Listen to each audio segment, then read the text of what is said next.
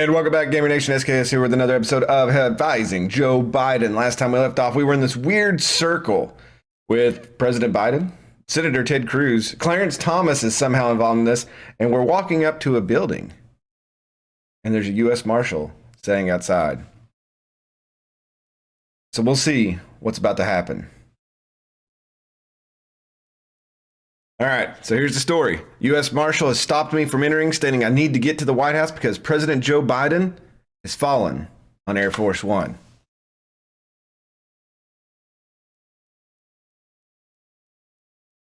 I wonder if it's because of that, oh my God, healthcare bill.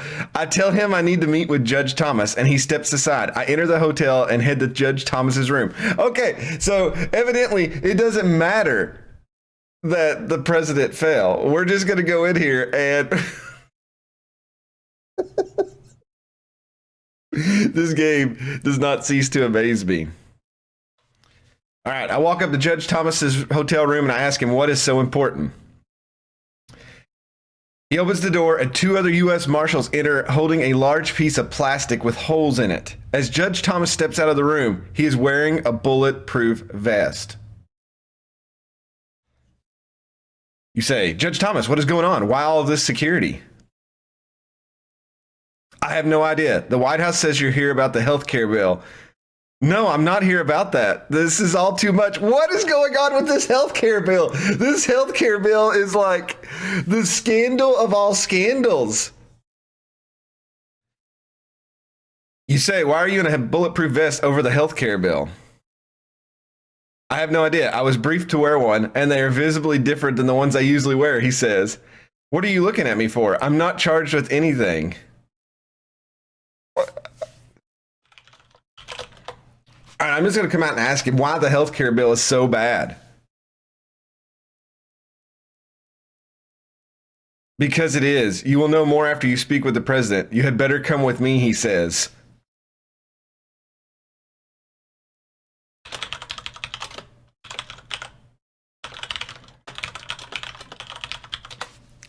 All right, I follow Judge Thomas into his room. Two lawyers, a man and a woman, sit at a table on the other side of the room. A man in a dark suit is standing, talking to them. I look around the room to see if I recognize any of the people in the room. I notice the only people who aren't lawyers are a man with two earrings in each ear, a woman with a nose ring, and a man in a wheelchair.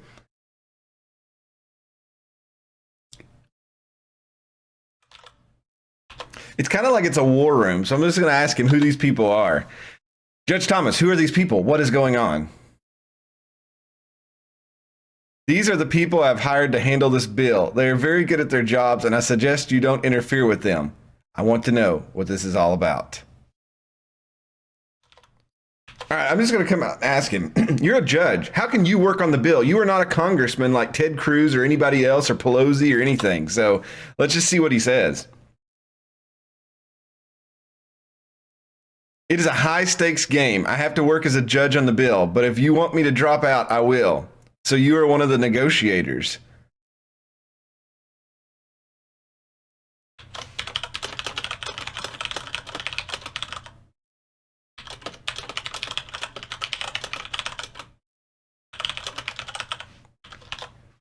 All right, so I'm just going to say, no, I don't want you to drop out. I'm just scared about your safety, and see what he says.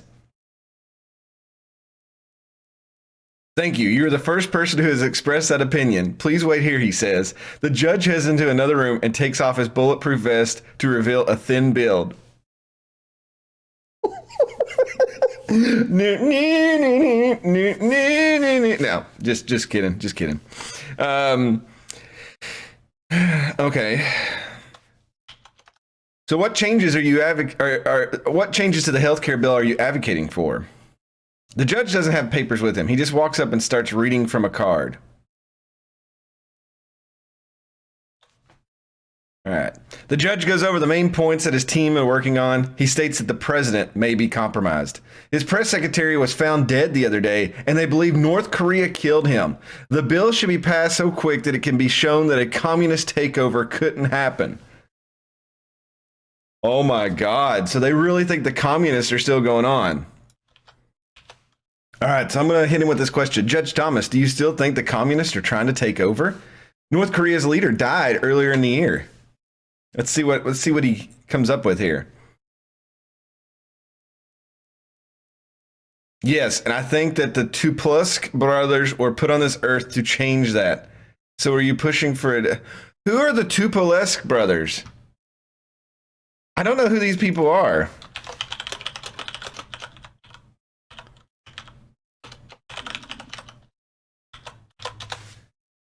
You say, who are the Tupulesk brothers? A group of 3 communists that rule the roost in the Senate. If we're going to get this bill passed, it needs to be done before they kill more senators. So wait, now it sounds like we're passing the healthcare bill to stop the communist takeover, but that doesn't make sense. All right, we're going really deep here. I may get killed. If you wanted to stop the communist takeover, why do you want this bill passed? I thought it helped the communist. We're going to go big brain time here on them and see what happens.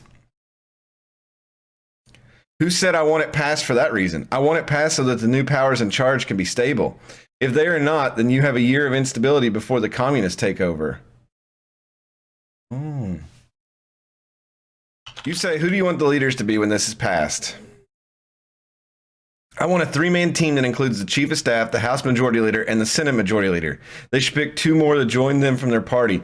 Wow. So we're going to try to change from a president? Or no, maybe he's just saying, that maybe we want these people to be the ones who lead this bill after it's passed. Okay, that makes sense. But I'm going to ask, what about Joe Biden?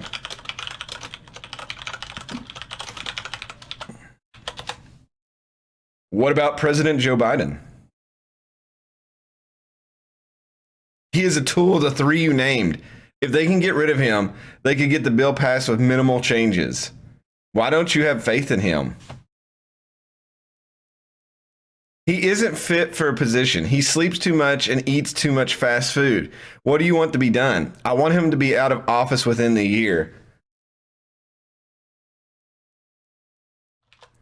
This is kind of getting deep because now it's like a plot to get rid of President Joe Biden because he's obviously run by these Tupulesk brothers in the Senate. No wonder Ted Cruz was like freaking out so much. So I'm just going to say this. His health is bad. That may happen without action from us. Let's see what they say with this. Well, that is their fault for working on a bill that kills people. Correct, but that is my point. If they get blamed for passing the bill, they will not be vulnerable in the next election. So he wants the bill to be good, but he wants them to take the bill.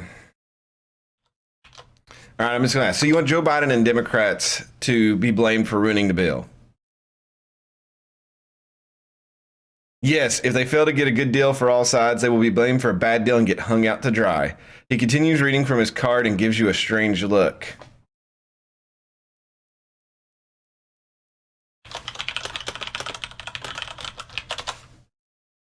What does that look for?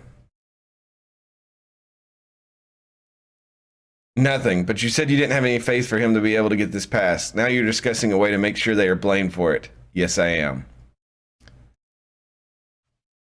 You say, so what is the next step?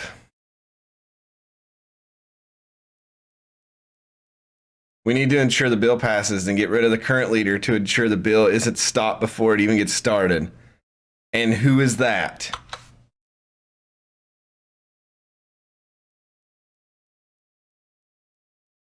Well, you obviously know the people have already approached, so we need to get to one of the other candidates to take the bait. I'm guessing Ted Cruz is one of the people he's approached, but which other candidate is it? I will go talk to them. No, I don't trust any of them, and it's too risky to place the blame on any of them. We need someone new and naive. Who then? Just going to hit enter and see what it says.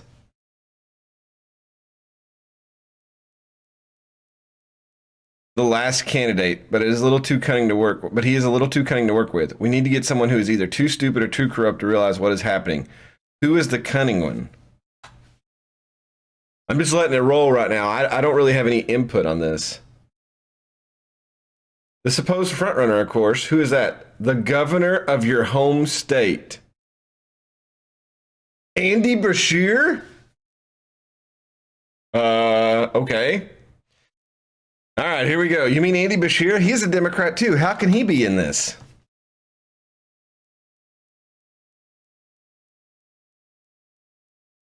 The lesser of two evils, or at least the ones I can work with. You should speak to him and find out why he wants it so bad. He'll tell you everything.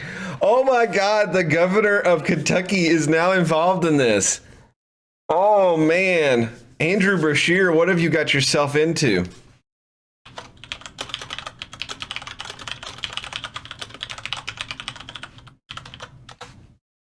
You say, okay, I will leave for Kentucky immediately. No, not immediately. You need a fake job or something to take your time. I can provide some training for you. I can't fake be at one of my jobs. How do I get a fake job to Kentucky? Head to the local college and find out what type of employment they have available. It's always open to having people. You should be able to get a job there. They're going to make me get a job at the University of Kentucky.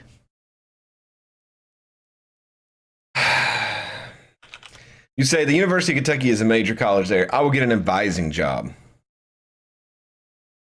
Good choice. Good luck to you. You head to the university the following day and get a job working as an undergrader advisor. What have I got myself into? This is ridiculous. All right, so we'll add some points to the story. I now have a job as an advisor at the University of Kentucky. I will be working directly with the governor's office involving education policies. Your time in Kentucky is going better than expected. Oldham has been a welcoming city, and the people have been pretty nice to you. Wait a second.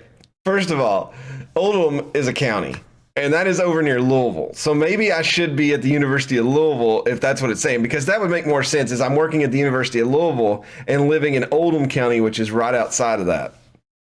But not too bad, not too shabby. So I received a letter in the mail from Judge Thomas. It states how I need to proceed with Governor Andy Beshear. He wants me to meet him and his staff at the airport in Lexington. I arrive at the airport and get into the vehicle with Andy Beshear, his wife, his chief of staff, and his advisor. Okay, so all of a sudden I'm in the vehicle with Andy and Brittany Beshear. This is kind of weird. This is interesting. You say it's so nice to meet you, Governor. How is Kentucky life? Better than yours, I bet. You start your days off with a bang, then you end them with a thunk. Governors don't end their days with a thunk. What? What is he even talking about? I don't know. You know what? I think we moved to the next piece of this story. We went for President Joe Biden in Washington, D.C. We then moved to down the street in Washington talking to Ted Cruz. We find out there's this healthcare bill that's a communist takeover conspiracy. We've got some background story that the Tupolev brothers, that's 3 senators, are controlling Joe Biden in this and wanting the communists from North Korea to take over, even though Kim Jong-un is out of the picture.